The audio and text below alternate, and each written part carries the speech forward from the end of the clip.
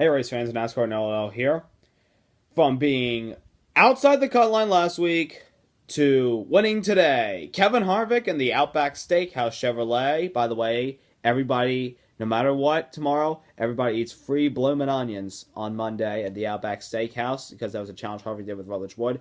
Harvick won the Hollywood Casino 400 today, and he's moving on to the next round of the chase. He's the only guy that has never been eliminated in this chase format, ever. I mean, that's unbelievable. I don't know how he does it. I don't know if it's the chemistry between he and Ronnie Childers or if it's just their cars that just makes them consistent. But remember a few weeks ago when I said Martin Truex Jr. was the guy to beat? Well, guess what? Harvick is.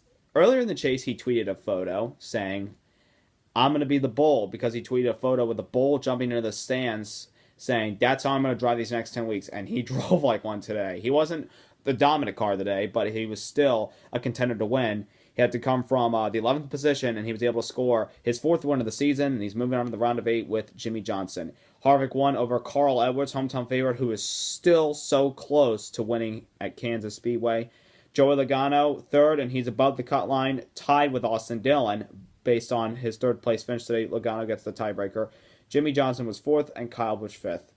Now, as for Chase Elliott, I'm not looking forward to next Sunday. We had a great race car again, led like a few laps, and then all of a sudden, coming on pit after a pit stop, the left rear just started smoking. We fell a lap down, got back in the lead lap, and then the left rear started smoking again. We finished 3 laps down, 31st. We're going to have to go to Talladega next Sunday and win because we're 25 points outside the cut line. Gonna need Jimmy and Alex and Casey's help to win, but I don't know what else to do now. I'm just really frustrated. I wasn't the only chaser to have problems today. Ask Brad Keselowski. He was running good, and then he off of turn 4, a few laps after a caution from Kyle Larson, he got loose. He got bumped in the rear by Denny Hamlin, who had splitter problems early in the race, and Keselowski drove into the grass really hard. It tore the front end all up, and the hood even came up.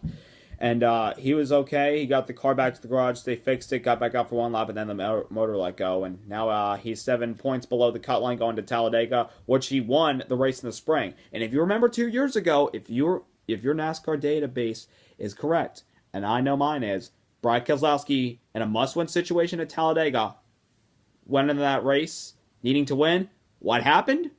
Well, he won. So anything's possible going into Talladega. For Brad Keselowski, Denny Hamlin, Austin Dillon, Chase Elliott, their only option is to point their way in or win. Elliott's only option is to win. That's it. I mean, if everybody else in front of us wrecks, then that could be something else. But we're going to need Jimmy Johnson's help. We're going to need Alex Bowman's help. We're going to need Casey Kane's help every step of next week in order to move on. But, Hamlin didn't get quite the finish he wanted. So the people above the cut line, Johnson and Harvick are through with their wins. And as far as points, Carl, Kyle, Matt, Kurt, Truex, and then Joey.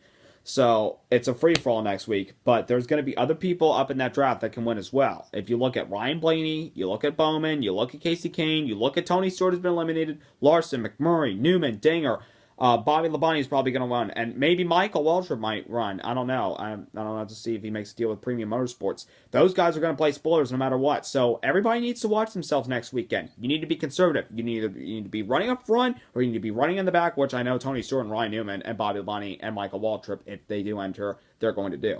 So it's a free for all for next week. I mean, you need to survive Talladega. I mean, we saw what happened last year with the restart format and how Harvick had engine issues, and he a lot of people criticized him as cheating there, just to manipulate it so we can move on. But he did nothing wrong. He had motor problems. You can't change the facts about that. You can't change the past, and that's what you need to do moving on Talladega. So.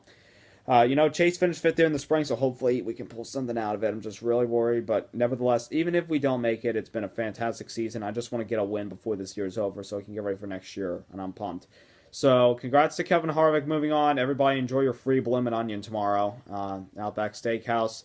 I'm going to be doing a Fun Fact Friday, which I haven't done in a while, this Friday, before I have to go to a football game for my marching band thing. I'm being introduced that night because it's senior night. And, we'll